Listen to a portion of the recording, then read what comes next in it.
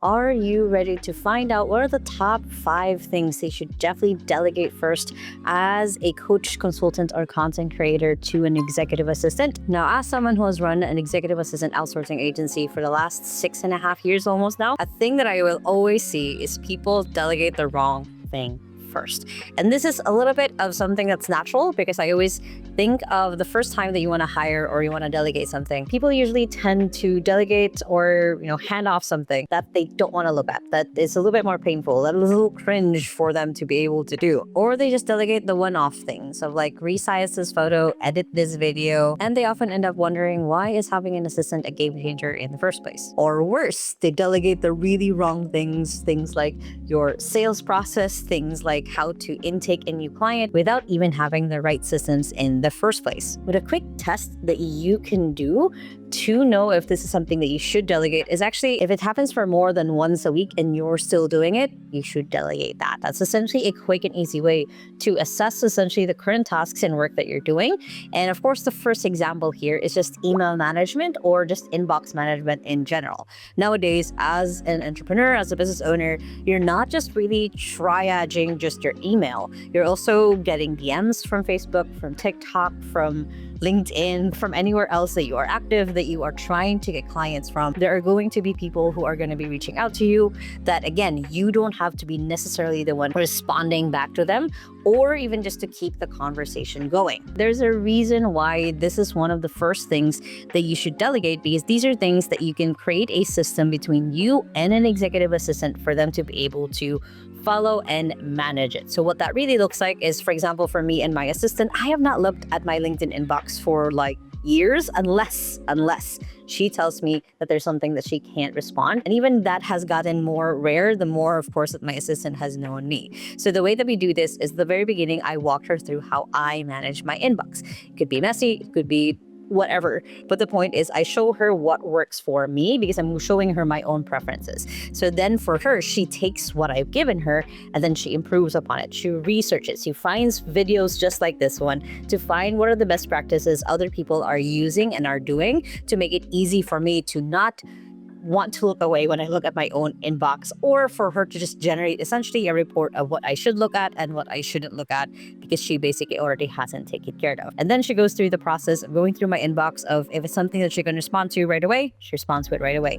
If it's just an acknowledgement, she acknowledges it, puts it into my to-do list. So that way I don't have to look at my own inbox. The same thing happens for my LinkedIn and a little bit for my Instagram because I do use my Instagram for personal use and I do still like responding to people by myself on Instagram, but to a point, she is again being my filter as I go through my day. I don't have to keep checking my messages, my email, or anywhere else because I know my assistant has got it. Next is essentially calendar or your time management in a lot of ways. There are, of course, tools like Calendly or Equity where you can just send a link to someone so they can book a call. But what if they can't find a time on your calendar that works? What if you're traveling? What if you're in a different time zone? What if for you are hopping on a flight next week? You didn't expect it. There's going to be a couple of meetings that you will have to move.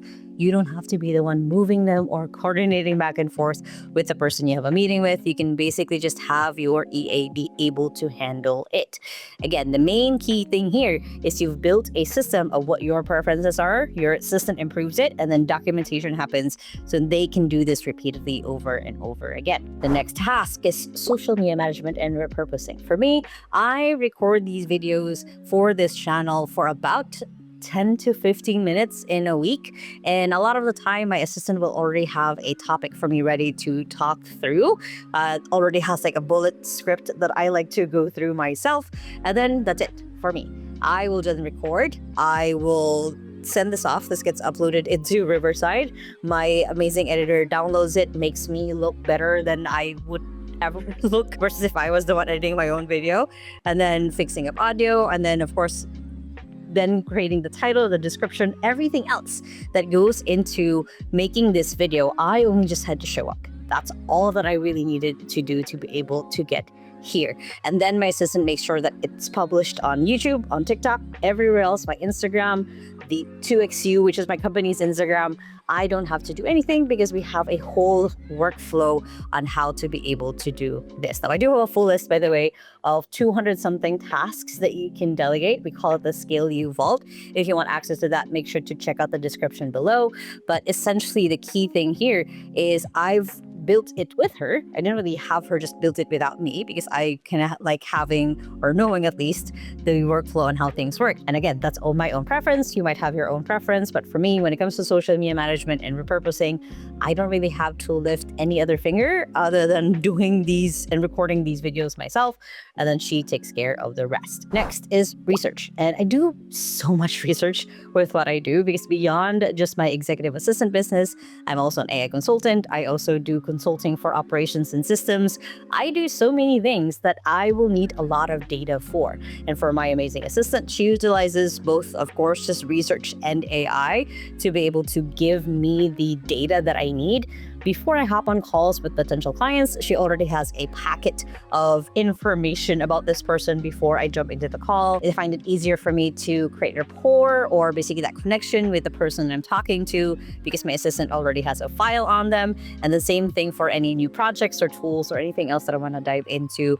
As a big of a nerd as I am, I want to learn so many things, and she knows to give them to me in a text form because I don't like watching too many videos. I like reading things through before trying to experiment or do anything else. So she knows my preferences when it comes to research. She takes care of it. And of course, there's the task of client communication and follow up.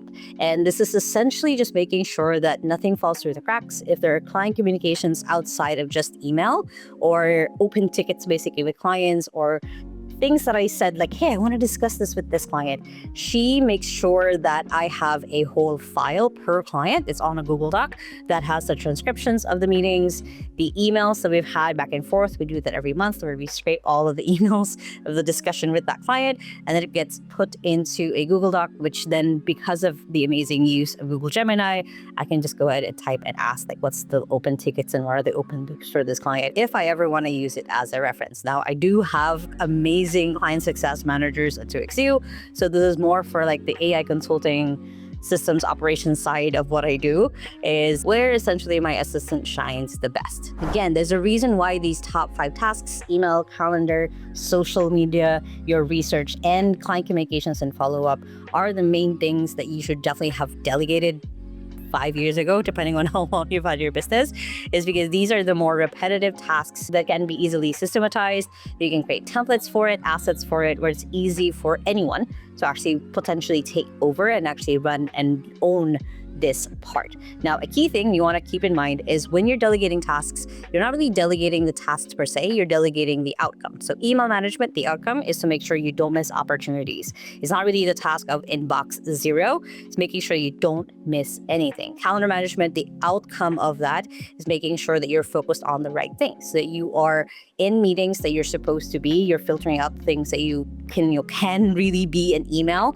You're also making sure that if life changes, things shift, the outcome is, again, your calendar is flexible enough to be able to handle all of those changes.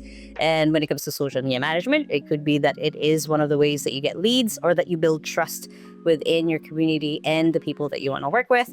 And when it comes to research, of course, the outcome there is to get the data so you can make a decision.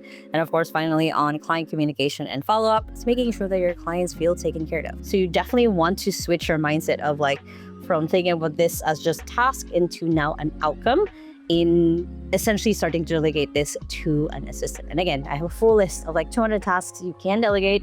Doesn't mean you delegate all of them in the description below. But honestly, just start with one. You don't have to delegate all of this right away. Just start with one. Again, walk your assistant through how you get this done, have them do it, and then build out the systems and asset templates. So then it's easy to keep doing this over and over again. Now, if you guys liked this video, make sure to hit the thumbs up button right there.